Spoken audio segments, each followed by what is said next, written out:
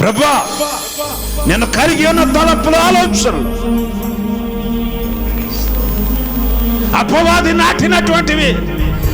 దేవుడట గోధుమలు నాటినాడు, అపవాది వచ్చి గురుగులు నాటుతాడు. దయచేసి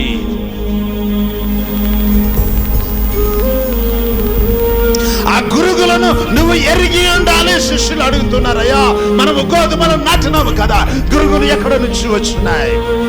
అది అపవాది చేసినటువంటి పని. నీ మనసులో, నీ హృదయంలో అపవాది నాటుతాడు గురుగులనే.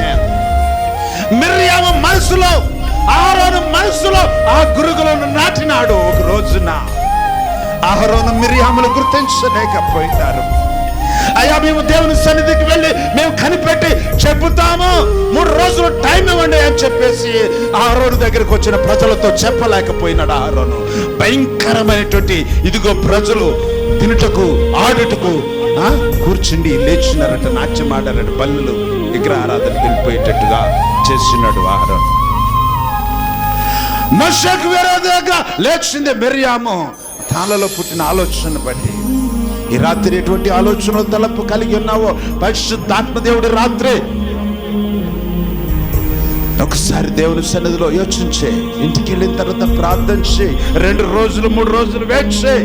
ప్రతిరోజు నీలోకి వచ్చే తలపుల ఆలోచన బట్టి ప్రార్థన చేసుకో. నువ్వే దృష్టితో చూస్తున్నావు సంగతులను? యేసుక్రీస్తు దృష్టితో చూడు, దైవ దృష్టితో చూడు సంగతులను.